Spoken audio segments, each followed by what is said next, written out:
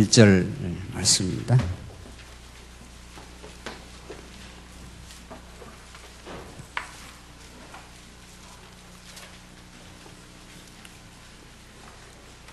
우리 찾으신 줄 알고 봉독드리겠습니다. 구약성의 여호수아 9장 1절 말씀입니다. 요단 서쪽 산지와 셰펠라와 멀리 레바논 앞에까지 대해 연한 온 지역에 있는 헷사람과 아모리 사람과 가나안 사람과 브리스 사람과 히위 사람과 여부스 사람의 모든 왕들이 이 소식을 듣고 함께 모여 한 마음으로 여호수아와 이스라엘에게 대항하여 싸우려고 하였다. 2절까지 우선 봉독드렸습니다. 오늘 우리가 살펴갈 본문 여호수아 9장과 10장에 나타난 말씀은 태양이 중천에 머물러 있는 전무후무한 기적의 역사를 보여주시는 유명한 기본 전쟁의 대승리의 장면으로 장식되고 있습니다. 그런데 단번에 하나님께서 얼마든지 약속의 땅을 정복할 수 있는데 왜 하나님께서는 이렇게 가나안 땅 정복을 여러 차례에 걸쳐서 반복적인 전쟁을 거쳐 정복하게 하시느냐 하는 우리가 질문을 가질 수가 있습니다. 거기에는 분명한 하나님의 특별한 이유가 있습니다. 인간은 언약의 건강한 말씀의 공급을 늘 받지 않으면 언제나 우리 연약한 우리들은 보이는 것만을 추구하고 드러나는 역사의 주체를 자기 자신으로 언제나 간주하는 치명적인 질병이 있습니다. 우주를 지금도 통치하시고 역사하시는 영이신 하나님이 참으로 보이지 않지만 그분이 역사를 주재하고 지금도 참새 한 마리도 하나님의 허락이 없으면 떨어지지 않을 정도로 하나님은 이 우주의 세밀한 것까지 통치하시는데 우리는 때때마다 말씀의 공급을 망각하고 말씀이 깨달아지지 않으면 우리는 우리 자신이 역사의 주인으로 자처하는 우선 영적 질병, 영적 위기가 찾아오긴 합니다. 그래서 하나님께서는 가나안 정복 전쟁을 단번에 얼마든지 하나님의 능력으로 승리하게 할 수 있지만 거듭거듭 반복적인 과정을 치르면서 하나님이 정복전쟁의 주체임을 당신이 약속하신 대로 그 정복전쟁을 반드시 하나님의 능력과 은혜로만 이루어진다는 걸 이스라엘 백성들에게 각인시키고 각인시켜갑니다. 한마디로 하나님께서 싸워 이기게 하시는 정복전쟁, 하나님의 약속대로 이루어주시는 정복전쟁임을 이스라엘 백성들로 하여금 깊이 깨달아 가도록 하나님은 반복적인 전쟁을 치르게 하시는 겁니다. 오늘 본문의 말씀은 하나님께서 이미 아브라함에게 약속한 3대 언약대로 자손 언약도 다 이루어 주시고 오늘 땅 언약을 이루어 주시는데 오늘 본문의 말씀은 요단 서편 땅을 정복하시되 우리 지난 시간 여리고 성도 하나님의 능력으로 정복하게 하시고 아이성 사건에서는 대패배를 경험하게 하시지만 다시 아이성에서 정복 전쟁을 이기게 하십니다. 이러한 여리고성과 아이성 정복 전쟁 사건, 정복 소문이 모든 그 땅의 가나안 땅 여러 족속으로 바짝 긴장하게 하는 장면이 나옵니다. 다시 한번 보실까요? 9장 1절 요단 서편 산지와 셰펠라와 멀리 레바논 앞에까지 대해 연한 온 지역에 있는 헷사람과 아모리 사람과 가나안 사람과 브리스 사람과 히위 사람과 여부스 사람의 모든 왕들이 이 소식을 듣고 함께 모여 한 마음으로 여호수아와 이스라엘에게 대항하여 싸우려고 하였다. 이제 연합전선이 형성되는 것입니다. 그런데 오늘 이 9장 내용에는 아주 묘하고 특이한 사건이 나타나는데 기본 족속, 히위 족속 가운데 기본 족속이라고 있는데 이들은 자신들이 멀리 살고 있는 족속들이라고 가장을 해서 여호수아와 이스라엘 백성들에게 화친을 요구하게 되고 그렇게 해서 그들이 그 땅에서 진멸 전쟁에서 멸망하지 않고 살아나는 묘한 사건이 나타나게 됩니다. 3장 보십시다. 3절 보십시다. 3절로 15절까지 보시면은 기본 주민은 여호수아가 여리고 아이에 했던 일을 듣고 속임수를 써서 마치 자신들이 사신인 것처럼 꾸며 자신들의 나귀에 낡은 자루와 낡고 찢어져 꿰맨 포도주 부대를 싣고 그들의 발에는 낡고 기운 신발을 신은 다음 끝에는 낡은 옷을 걸치고 마르고 곰팡이가 난 빵을 준비하여 길갈에 있는 진으로 여호수아를 찾아와서 그와 이스라엘 사람들에게 말하기를 우리는 먼 나라에서 왔습니다. 이제 우리와 조약을 맺어 주십시오 하였다. 이스라엘이 그 히위 사람, 이 기본 족속입니다. 히위 사람에게 말하기를 너희가 우리와 가까이 살고 있는 듯한데 우리가 어떻게 너희와 조약을 맺을 수 있느냐 하였으나 그들이 여호수아에게 말하기를 우리는 당신의 종들입니다 하였다. 여호수아가 그들에게 묻기를 너희는 누구며 어디에서 왔느냐 하니 그들이 여호수아에게 대답하였다. 당신의 종들은 여호와 당신의 하나님의 이름 때문에 아주 먼 나라에서 왔습니다. 이는 우리가 그분의 명성과 그분이 이집트에서 하신 모든 일을 들었고, 이 중요한 이제 발언입니다. 또 그분이 요단 건너편에 있는 아모리 사람의 두 왕 곧 헤스본 왕 시온과 아스타롯에 있는 바산 왕 오게 하신 모든 일을 들었기 때문입니다. 우리 장로들과 우리 땅의 모든 주민들이 우리에게 말했습니다. 너희는 여행할 식량을 손에 들고 가서 그들을 만나 그들에게 말하고 우리는 여러분의 종이니 이제 우리와 조약을 맺어 주십시오. 우리가 여러분에게 오려고 떠나던 날 우리의 집에서 양식을 가져올 때 이 땅은 따뜻하였으나 보십시오. 이제 마르고 곰팡이가 났습니다. 우리가 채운 이 포도주 부대도 새 것이었는데 보십시오. 이제는 찢어졌습니다. 우리의 이 옷과 신발도 아주 먼 길에서 오느라 이제는 낡았습니다. 이스라엘 사람들이 그들의 식량 얼마를 취하고 여호와께 묻지 않았으며, 아주 결정적인 실수가 나오는데 하나님께 물어야 될 사건을 묻지 않았다는 게 나오고 15절 여호수아가 그들과 화친하고 그들을 살릴 것을 조약을 맺었으며 회중의 지도자들도 그들에게 맹세하였다. 자, 이 내용은 이제 기본 사람들이 멀리인 것처럼 가장하여 화친하고 문제는 이스라엘 백성들이 여호와께 묻지를 않습니다. 아, 이거 어떻게 할까요? 이렇게 물었어야 되는데 묻지 않고 화친해서 결국은 살려줄 것을 맹세하게 됩니다. 이는 여호수아와 이스라엘 백성들의 아주 실수였습니다.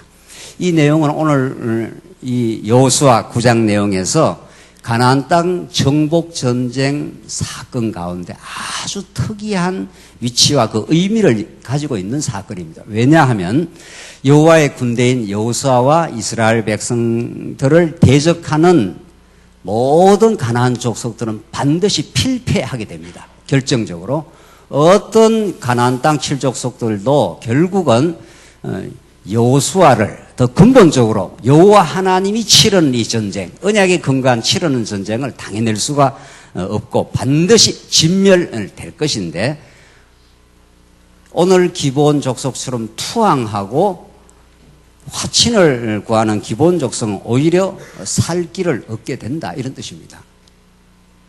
이것이 장차 이방인들의 구원을 내표하는 아주 놀라운 사건이며 사건은 이렇게 이제 이어져 갑니다. 기본 족속들이 멀리 있는 것들이 멀리 있었던 것처럼 그렇게 가장을 했는데 며칠 지나지 않아서 3일 지나서 그것이 아니라는 그 사실이 드러나지만 이미 이스라엘 백성들은 하나님 앞에 그들을 살려줄 것을 맹약을 해버렸기 때문에 그것을 돌이킬 수가 없는 것입니다.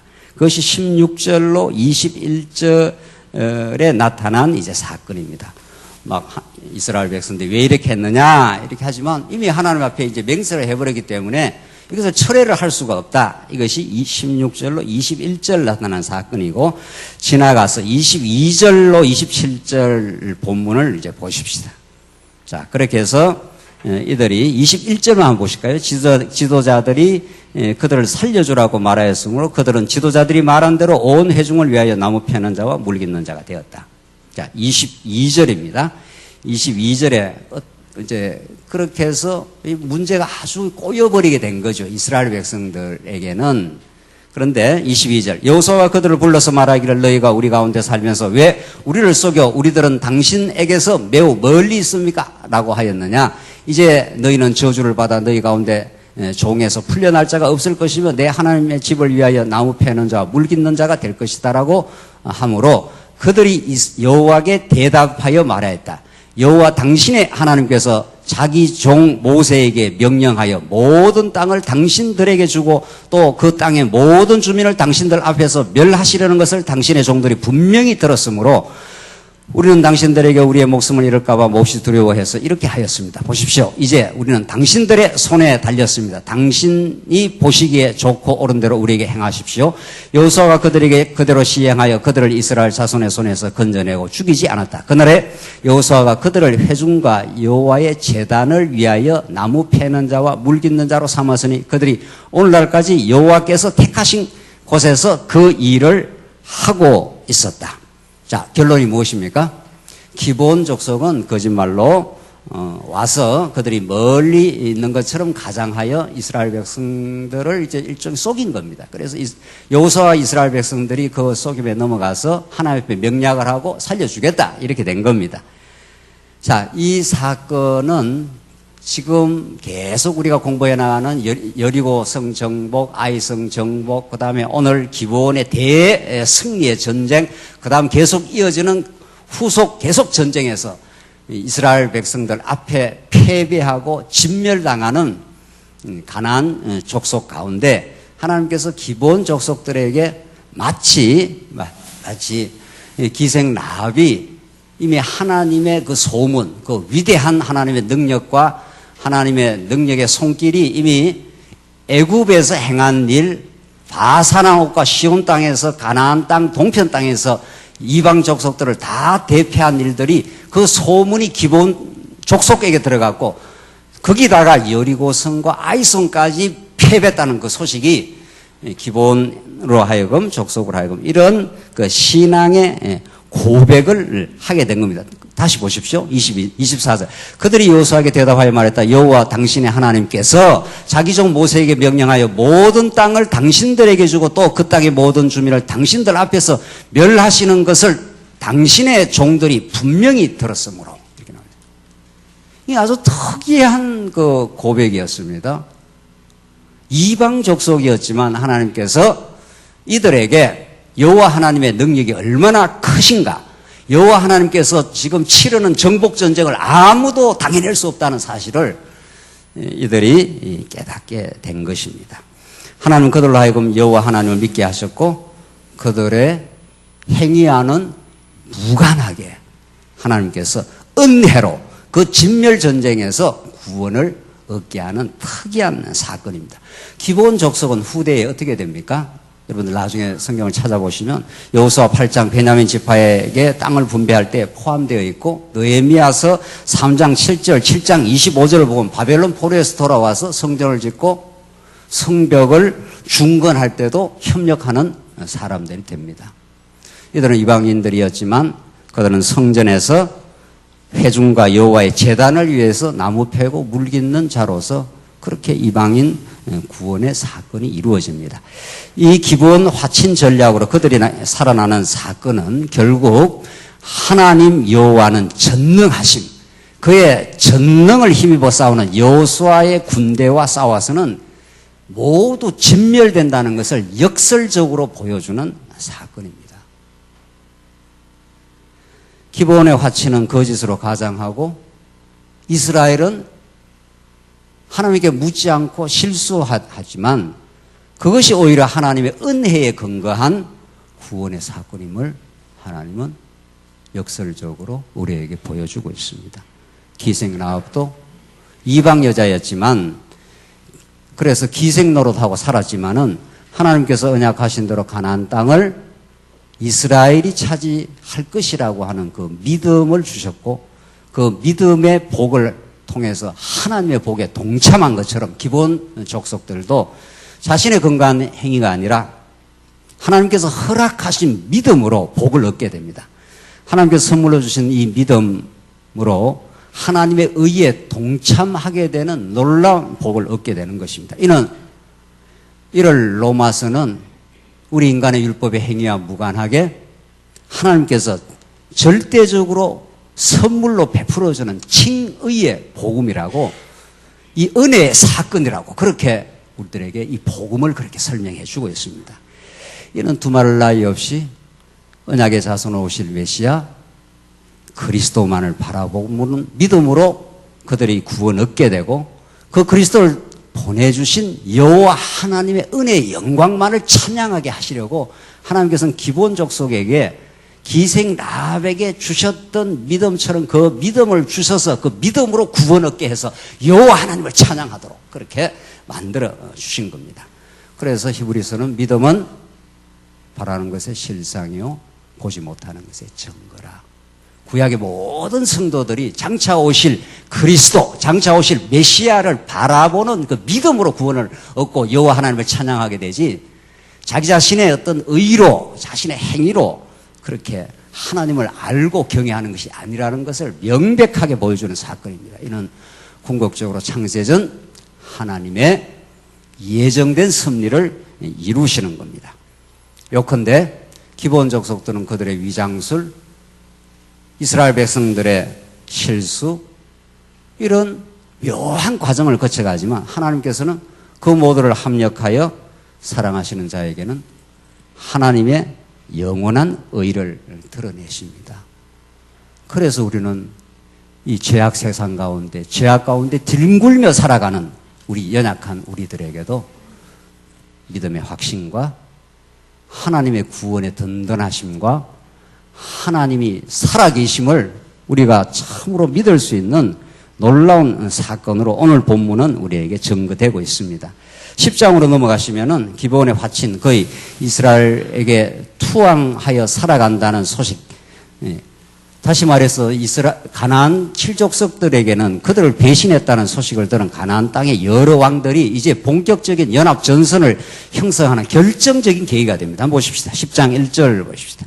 1절로 5절 가나안 왕들이 연합하여 하는 사건인데 여호수아가 아이를 점령하면서 여리고와 그 왕에게 한 것처럼 아이와 그 왕을 진멸하였으며 기본 주민이 이스라엘과 화친을 맺어 그들 가운데 있다는 소식을 이스라엘 왕 아도니세덱이 듣고 그가 크게 두려워하여 이는 기본이 왕이 있는 성읍처럼 큰 성으로 아이보다 더 크고 그 사람들은 용맹하였기 때문이다. 이 뭐 깜짝 놀라고 두려워할 사건이라는 겁니다. 기본이 굉장히 사실은 강한 용맹한 족속들인데 오히려 이스라엘에게 완전히 투항해가지고 화친을 지금 요청해서 오히려 살았다 하는 그 배신의 소식이 이들을 이제 연합전선을 형성하게 됩니다. 보십시다. 3절 보십시다.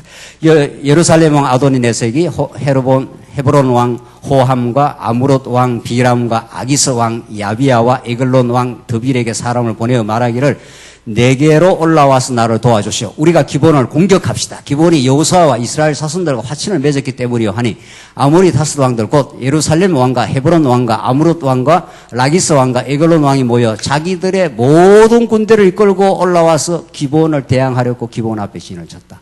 기본 사건이 만들어낸 결과가 무엇입니까? 오히려 이런 걸 죽으려고 뭐라고 합니까? 약을 쓴다 이렇게 말합니다.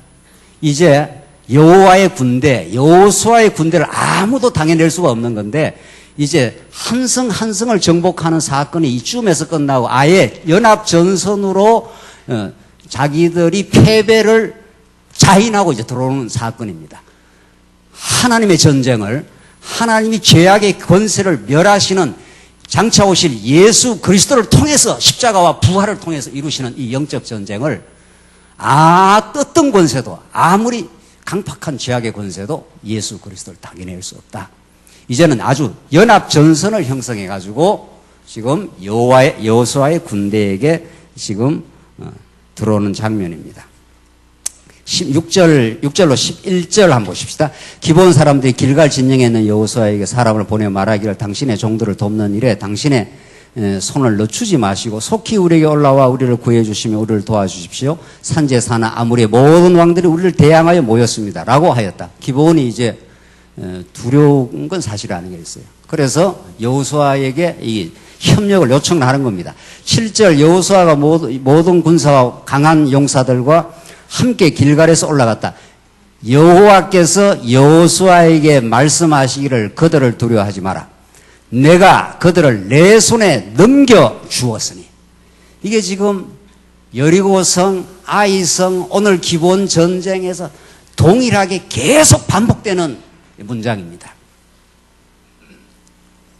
우리가 지금 서론에서 우리가 서론적으로 이야기한다. 왜 하나님께서는 하나님의 능력으로 얼마든지 단번에라도 가나안 땅을 정복할 수 있는 하나님께서 왜 여리고 성 무너뜨리고 아이 성에는 패배를 거쳐 승리케 하시고 기브온 전쟁에서는 기브온이 화친해서 그들은 살려주고 그것이 계기가 되어서 다섯 왕들이 연합 전선을 쳐들어오는 그런 전쟁을 하나님이 이렇게 형성을 시킵니다. 그렇게 했다가 오늘 하나님께서 말씀하시는 대로 내가 그러지 않습니까? 그들을 내 손에 넘겨주셨으니 이렇게 되어 있어요. 성경 어디를 봐도 똑같은 메시지. 창세기부터 계시록까지 한 메시지.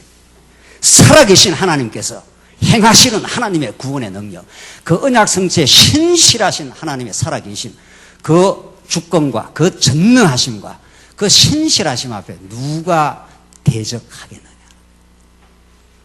우리는 그 하나님의 정복전쟁을 오늘 이 본문에서 읽어낼 때 성령께서 오늘 본문을 우리의 진리의 말씀으로 우리에게 우리의 심령 속에 깊이 깨닫게 하시면 우리는 두려워할 것이 없고 이 땅에 겁낼 것이 없고 그분의 동행하심과 그분의 임마누엘 하심과 그분의 살아계심이 우리가 죄악에서 이렇게 뒹굴어도 하나님 마침내 죄악으로부터 우리를 승리케 하고 그 모든 죄악의 권세들을 우리 내면 속에 도사리고 있는 죄악의 도성들을 진리의 말씀으로 하나님께서 정복하게 해주겠다는 겁니다.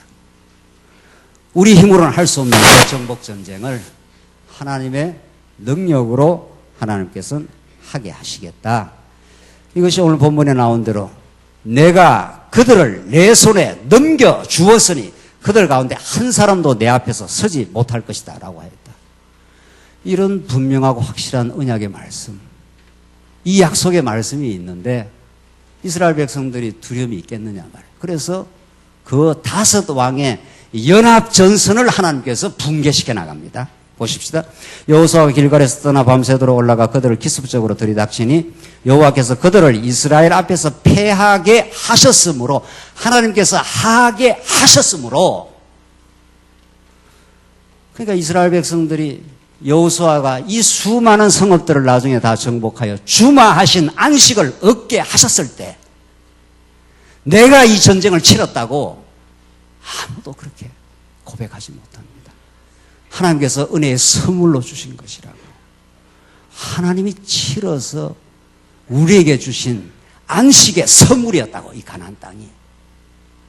여러분과 저에게 주어지는 안식, 하나님 나라의 징표인 참 마음의 평안, 이것은 우리가 만들어낼 수가 없습니다. 이미 2000년 전의 약속대로 예수가 십자가에 죽으시어서 죄악의 세력을 온전하게 다 진멸해버리고 3일 만에 부활하셔서 그 영광의 진리를 드러냈기 때문에 우리는 그 예수를 따라가면서 우리는 하늘의 안식, 하나님 나라 천국을 누릴 수가 있는 것입니다.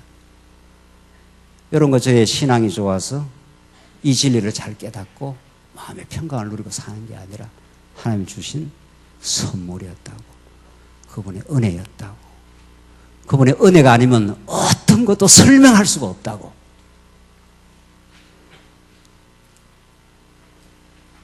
11절 그들이 이스라엘 앞에서 도망하여 벳호론 내리막길에 있을 때 여호와께서 아세가에 이르기까지 큰 우박들을 하늘에서 내리셔서 그들을 죽이셨으니 우박으로 죽은 자가 이스라엘 자손의 칼에 죽은 자보다 더 많았다.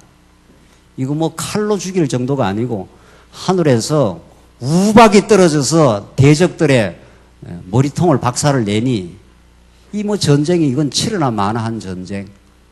그냥 하나님의 약속을 믿고 그 믿음으로 전진하면은 승리하는 전쟁. 왜 하나님께서 이렇게 우박까지 떨어져서 이 전쟁의 승리를 이렇게 확정을 시킵니까? 안 그러면 우리 인간은 조그만 그 승리를 맛보고 나면 이게 내가 싸워서 이겼다고 한 전쟁이라고 이렇게 착각하고 오만하고 자만하는 게 우리 인생들이에요. 그러니까 하나님께서 그 말을 못하게 하시려고 뭐를 내리신다고요? 예, 하늘에서 막 우박이 떨어져서 그 우박으로 죽은 자가 칼로 죽인 자보다 더 많게 하나님께서 이 표적과 기적을 행하신 거죠. 다시는 자랑하지 못하게 하더라고.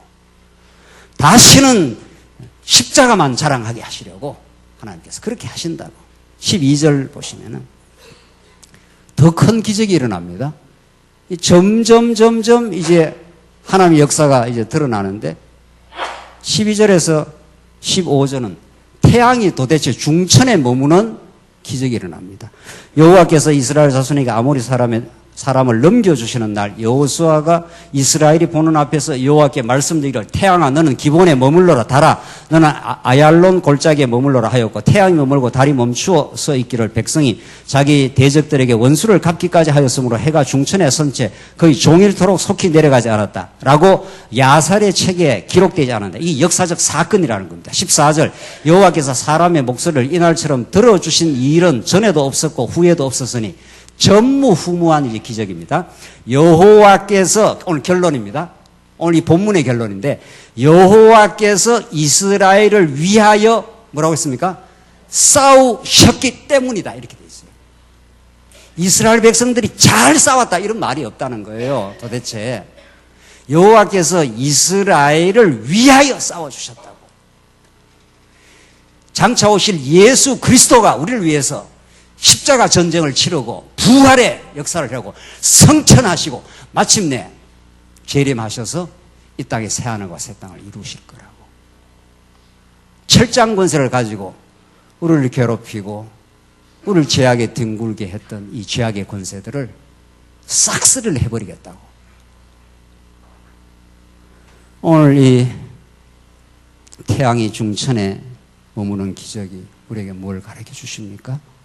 만약에 그냥 일상적 방법, 보통 방법으로 이 기본 전쟁에서 승리를 하면 우리가 누차 지금 강조한 대로 그 승리가 우리의 것이라고 얼마든지 인간이 자만을 할 수 있습니다. 그래서 하나님은 그렇게 하지 아니하시고 비일상적인 놀라운 기적의 방식으로 하나님께서 승리하게 하셨다는 확정을 오늘 이 기본 전쟁에서 태양이 중천에 떠 머물러 있는 이런 표적을 보여주는 겁니다. 이미 앞에서도 여러 기적들은 나타났습니다. 요단강이 그냥 밟고 들어가니까 그냥 갈라지는 기적, 여리고성이 와르륵 돌기만 하면 무너지는 기적, 이 모든 구약의 기적들을 보다 더 중요한 기적이 있지 않습니까? 이건 구약의 모든 그림자요, 모형적 사건일 뿐이라는 겁니다. 더 중요하고 최종적인 기적은 예수님께서 죽음에서 살아나는 기적입니다. 부활 사건이라. 그래서 예수님께서 악하고 음란한 세대가 표적을 구하나 요나의 표적밖에는 구할 표적이 없다고, 그렇게 예수님이 구약의 모든 기적들, 죄와 싸워 이기는 그 모든 여리고성이 무너지는 기적, 요단강이 갈라지는 기적, 오늘 태양이 중천에 머물러 있는 기적, 우박이 떨어지는 기적, 이 모든 구약의 표적과 기적들은 장차 오실 메시아 사건의 그림자일 뿐이라는 겁니다. 이게 구약 전체가 장차 오실 메시아를 언약하고 있는 거니까. 부활의 기적은 우리에게 무엇을 가르쳐 줍니까? 아무도 죄에서 우리를 이길 항우 장사가 없습니다. 하나님께서 우리를 불순종 가운데, 죄악 가운데 가두어 두셔서 우리는 조금만 세월이 지나고 말씀을 듣는 것이 빈곤해지면, 조금만 있으면 우리는 우리의 죄악이 우리 속에서 꿈틀대면서 내가 이 일을 하고 있다고, 내가 역사의 주체라고 이렇게 착각하는 우리 인생들, 그 죄로 말미암는 우리들의 절망, 무능력, 그 사망, 이것을 하나님께서 3일 만에 해치고 예수님이 부활하신 겁니다. 이것이 이 부활의 표적으로 구약의 모든 기적들을 집대해성해서 예수가 하나님의 아들이다. 그 예수만이 하나님을 보여줄 수 있다. 그 예수만이 하나님의 능력을 이 땅에 계시하러 오신 절정의 계시라고. 그렇게 하나님께서는 부활을 구약에 무수히 예언하고 작정해놓고 그걸 성취하신 겁니다. 그럼 부활 사건을 우리가 이 진리로 받아들이는 우리는 사실 알고 보면 우리는 사실은 하늘의 태양이 중천에 머물러 있어야만 기적이 아닙니다.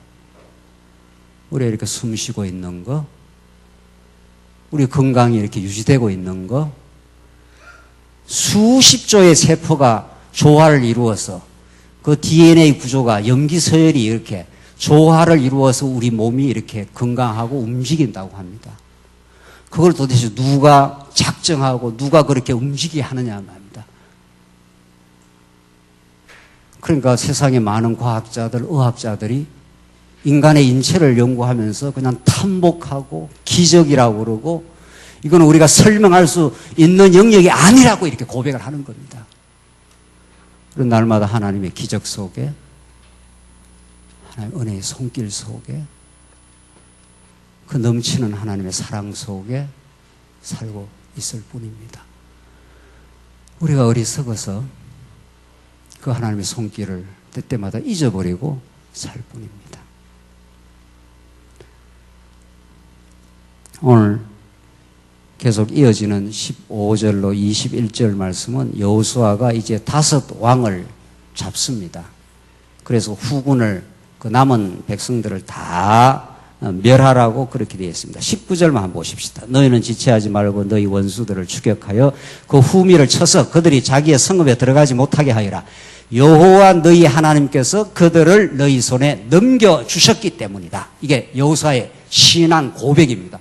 그 여호수아가 대단한 신앙 고백을 한 게 아니라 여호와께서 그렇게 네 손에 넘겨주겠다고 약속한 그 약속을 반복적으로 고백할 뿐입니다. 그 여호수아가 대단해서 그 땅을 정복한 게 아니라 하나님께서 여호수아에게 약속하시고 이 믿음의 고백을 하게 하시고 그래서 승리를 그냥 선물로 주셔서 찬양하게 그렇게 만들어 가신 것이 하나님 하시는 일입니다. 마지막에 보시면 22절로 28절은 여호수아가 5 왕을 쳐 죽이고 나무에 매다는 이 놀라운 사건이 일어납니다. 아이 왕도 나무에 앞에서 매달았지 않습니까? 이 5 왕도 그냥 죽이는 게 아니라 반드시 나무에 매달아서 죽입니다. 이건 너무도 놀라운 복음적 사건입니다. 한번 그 본문을 보고 결론을 지으십시다. 22절 여호수아가 말하기를 굴의 입구를 열고 그 굴에서 5 왕을 내게로 끌어내어라 하니 그들이 그대로 하여 굴에서 5 왕 곧 예루살렘 등등등등을 끌어내어 그에게로 왔다. 그들이 이 왕들을 여호수아에게로 끌고 오자 여호수아가 온 이스라엘 사람들을 불러 모으고 자신들과 함께한 군사들의 지휘관들에게 말하기를 가까이 와서 너희 발로 이 왕들의 목을 밟아라 하니 그들이 가까이 와서 그 발로 왕들의 목을 밟았다. 참 구약은 전쟁도 참 아주 리얼하게 보여주죠. 막 그냥 죽였다 이러면 되는데 왕들의 목을 막 그냥 짓이겨 가지고 밟았다는 겁니다. 이게 아주 구약적인 이 그림입니다. 예수 그리스도가 죄악의 권세를 완전히 밟아 진멸시켜 버릴 것을 구약적 방식으로 보여주는 건데 25절 여호수아가 그들에게 말하기를 두려워 말며 놀라지 마라. 강하고 담대하라. 이는 너희가 싸울 모든 원수들에게 여호와께서 이같이 하실 것이기 때문이다. 이스라엘 백성들은 사실 그렇게 무슨 전쟁 훈련한 사람들도 아니고 그냥 광야를 40년 유리방황했던 백성들일 뿐입니다. 순진무구한 백성들일 뿐입니다. 그러니까 사실은 저 5 왕이 연합전선을 해가지고 그냥 물 밀듯 밀고 들어오니 두렵지 않겠냐 말이죠. 그런데 하나님께서 여호수아에게 하시는 말씀이 그런 겁니다. 너희들 목을 짓밟아버려라. 여호와께서 그렇게 하실 것이기 때문이다. 그래서 26절 그 후에 여호수아가 그들을 쳐서 죽이고 5 나무에 매다니 그들이 저녁에까지 나무에 달려 있었고 해질 무렵에 여호수아가 명령하자 사람들이 그들을 나무에서 내려 그들이 숨어있던 굴 속으로 던지고 그 굴 입구에 큰 돌들을 놓았는데 이거 신약의 어떤 그림이 생각나지 않습니까? 그것이 오늘날까지 그대로 남아있다. 그날에 여호수아가 막게다를 점령하고 그날 그 칼날로 그 성읍과 그 왕들을 쳐 죽였는데 그들과 그 안에 있는 모든 생명을 진멸하고 아무도 남겨주지 않았으니 그가 여리고 왕에게 한 것처럼 막게다 왕에게도 그렇게 하였다. 자, 오늘 이 5 왕을 그냥 뭐 죽였다 이렇게 얼마든지 할 수가 있는데 아주 목을 밟아서 그냥 죽여버리고 그걸 그냥 땅에 그냥 묻은 게 아니라 어떻게 했다는 겁니까? 나무에 매달아서 죽이는 사건이 나옵니다. 구약 성경에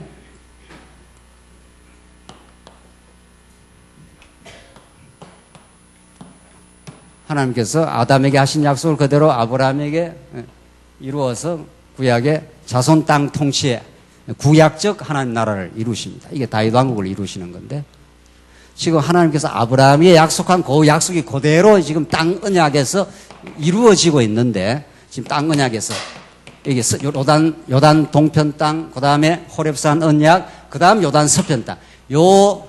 지금 요단 서편 땅, 본격적으로 가나안 땅 정복 바로 앞에 뭐가 있습니까?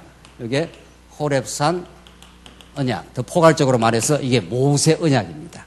그러니까 하나님은 아브라함 언약도 그대로 성취할 뿐 아니라 성취하시는 여호와시다 하는 걸 드러낼 뿐 아니라 그 바로 앞에 있는 호렙산 언약도 성취합니다. 이게 아주 중요한 사건이죠. 그래야 이스라엘 백성들이 하나님을 기억하게 되는 겁니다. 그냥 뭐 가나안 땅을 정복했다. 이것도 하나님을 기억하게 되는 놀라운 하나님의 역사이지만 그 과정에 하나 더 언약을 집어넣는 거죠. 하나님께서. 그것이 신명기 21장 23절에 나타난 호렙산 언약의 성취 사건입니다. 이 나무에 매달려 죽게 한다. 나무에 매달린 자마다 저주를 받는다. 이것이 신명기 21장에 나타난 사건입니다. 그것이 지금 지금 가나안 땅 정복 전쟁에서 이렇게 성취가 되는 겁니다. 이 구약 맥락에서. 그냥 죽으면 안 되는 겁니다. 그냥 땅에 묻으면 안 되고 반드시 어디다가 대적들을 잡아가지고 어디로 달아야 된다는 겁니까? 나무에다가. 이쯤만 우리가 여기 설명을 하면은 바로 어디가 이제 그림이 그려집니까? 이 구약 전체가 누구를 향한 이 성경이 누구를 가리키는 거니까 이 성경이 누구를 모세 율법과 선지자의 글과 시편에 나타난 이 모든 글들이 나를 가리켜 기록한 것이라 이렇게 했지 않습니까? 구약의 이 모든 사건을 통해서 하나님 여호와이심을 입증하고 구약의 모든 사건이 장차 올 메시아를 하나님께서 언약하셔서 하나님 여호와를 지금 드러내고 있는 거죠.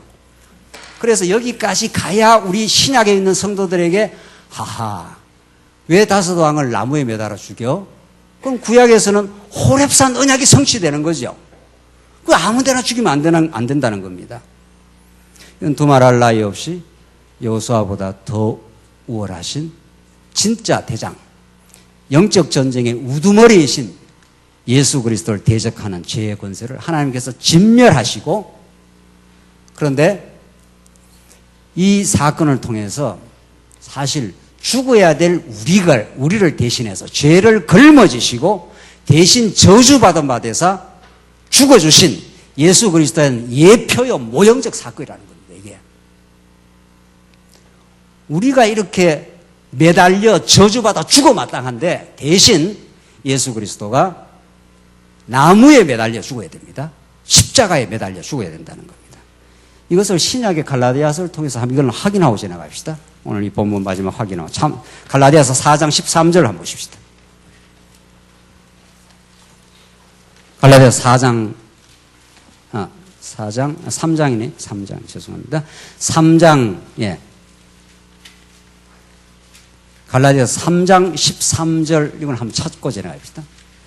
지금 이 나무에 매달아 죽여서 지금 땅 언약을 이루시는 구약의 사건을 지금 바울이 이것을 어떻게 받아가지고 설명을 하는 것입니다. 13절. 그리스도께서는 우리를 위하여 저주받은 바 되사 율법의 저주에서 우리를 뭐라고 했습니까? 속량하셨으니 나무에 달린 자마다 저주를 받았다라고 딱 사도 바울이 이 신명기에 나타난 신명기 언약 21장에 나타난 언약을 그대로 인용을 하는 거 아니겠어요? 구약에서 자꾸 나무에 매달아 죽인 이 사건들을 자꾸 하나님께서 보여주시는 것은 사실은 우리도 율법에 저주받아 나무에 매달려 저주받아 죽어마땅한 인생이지만 예수님이 오늘 본문 말씀대로 우리를 위하여 저주받은 바 되사 율법의 저주에서 우리를 속량하셨으니 나무에 달린 자마다 저주를 받았다고 기록했기 때문이다. 이는 했지 않습니까? 왜 이렇게 하느냐 말이죠. 왜 하나님께서 이런 사건을 호렙산 언약 사건을 보여주시느냐 하면 이는 아브라함의 복이 그리스도 예수님 안에서 이방인에게 미치게 하시고 또한 믿음을 통하여 우리가 약속된 성령을 받게 하시려는 것이다. 그렇게 하신 것은 아브라함에게 이미 하나님께서 복을 주셨다는 겁니다. 이게 3대 언약입니다. 이게 이 구약적인 복, 이걸 하나님께서 예수 그리스도를 통해서 이방인에게까지 하나님께서 미치게 하시고 성령이 오셔서 이 진리를 깨닫게까지 하셔서 하나님 살아계시고 여호와임을 믿게 하시려고 하나님께서 그렇게 하셨다는 겁니다. 그래서 아브라함의 복, 즉 3대 언약 중에 오늘 여호수아의 땅 정복 언약은 반드시 이루어지되 죄악의 도성, 그 왕들의 죽음의 방식, 즉 나무에 매달려 죽게 하는 사건을 통해서 성취됩니다. 구약에서는 이 다윗 왕이 그렇게 나무에 매달려 죽게 된다는 겁니다. 이는 오늘 갈라디아서가 증거하는 대로 신약 전체가 증거하는 대로 그리스도가 성취할 사건의 그림자적 내용일 뿐입니다. 그리스도는 아브라함의 3대 언약의 내용인 하나님 나라로 오셔서 죄의 종로로 타던 우리들, 다른 말로 말해서 하나님을 거부하고 자신의 하나님 노릇하고 왕 노릇하느라고 안식과 평강을 다 잃어버리고 살아가는 우리들에게 예수 그리스도는 천국의 징표인 수고하고 무거운 짐진 자들아 다 내게로 오라. 내가 너희를 편히 쉬게 하겠다고 하나님께서 그렇게 예수님이 우리 대신 저주 받으심으로 우리를 율법의 저주에서 우리를 속량해 내시고 우리에게 참된 자유를 그냥 주신 겁니다. 그래서 이 호렙산 언약의 내용대로 언약대로 그리스도는 아무데나 서나 죽으면 안 되는 겁니다. 예수님이 그냥 땅에서 그냥 죽었다. 그러면 메시아가 아닌 겁니다. 그렇잖아요? 예수님은 반드시 호렙산 언약의 예언대로 그 언약대로 어디에 매달려 죽어야 됩니까? 네, 나무에 매달려 십자가에 매달려 죽어야 됩니다. 그렇게 하나님께서 하시려고 로마의 그 법을 이 흉악한 범죄를 행한 자들은 십자가 나무에 매달려 죽게 하는 로마 제국도 하나님이 그렇게 만들어 놓은 겁니다. 그래서 로마가 그 당대를 지배할 수 있도록 모든 여건도 그렇게 만들어 놓은 겁니다. 이건 역사의 우연이 아닙니다. 이 하나님께서 언약을 신실하게 성취하기 위한 하나님의 필연적 하나님의 사건이요. 하나님이 이렇게 살아계시다 하는 것을 우리에게 보여주시는 놀라운 사건입니다. 참으로 하나님이 살아계십니다. 하나님 지금도 살아계셔서 당신의 언약을 지금도 신실하게 이루어가고 계십니다. 우리의 허망한 죄악과 우리 스스로 이길 수 없는 이 불순종의 저주 같은 죄악의 몸을 입고 살아가는 우리 인생들, 우리 뜻대로 안 될 때마다 우리는 분노하고 갈등하는 우리 인생들에게 예수님 2000년 전에 오셔서 온전히 그 저주를 한 몸으로 감당하셔서 신의 산 언약을 성취하심으로 아브라함에게 주신 복, 그 천국의 복, 하나님 살아계신다고 하는 이 놀라운 복음, 이것을 우리에게 가르쳐 주셨습니다. 이걸 로마서는 그렇게 말합니다. 하나님이 우리를 대적하시면 누가 우리를 대적하겠냐고. 하나님이 우리를 위하시면 누가 우리를 대적하겠냐고. 죄악사상 가운데 죄악의 몸을 입고 살아가는, 물먹듯 죄를 먹고 살아가는 우리 인생들에게 예수 그리스도는 이스라엘 백성들의 대장인 여호수아보다 더 우월하셔서 그만이 죄악의 권세로부터 우리를 해방시키고 승리를 확보하고 그분만을 노래 부르게 하십니다. 바울은 이를 다음과 같이 노래합니다. 우리가 그리스도의 사랑에서 누가 우리를 끊을 수 있겠느냐? 환난이나 공고나 박해나 적신이나 위험이나 칼이라 그 어떤 것도 그리스도의 사랑줄에서 우리를 끊을 수 없다고. 그 약속의 말씀이 오늘도 신실한 하나님의 성취로 여러분과 저에게 함께 하십니다. 이 말씀 안에 참된 승리가 있기를 바랍니다. 기도하십시다. 자비하신 하나님 아버지, 은혜를 감사합니다. 죄로 물 먹듯 마시며 하는 것마다 하나님의 영광을 찬탈하며 살아왔던 우리 인생들에게 이제 율법의 저주대로 오셔서 하나님의 그 영원한 예정과 언약을 성취하여 주신 하나님 은혜를 감사합니다. 그 은혜만 부여잡고 우리가 주만을 찬양하며 살게 하시옵소서. 예수님 이름으로 기도하옵나이다. 아멘.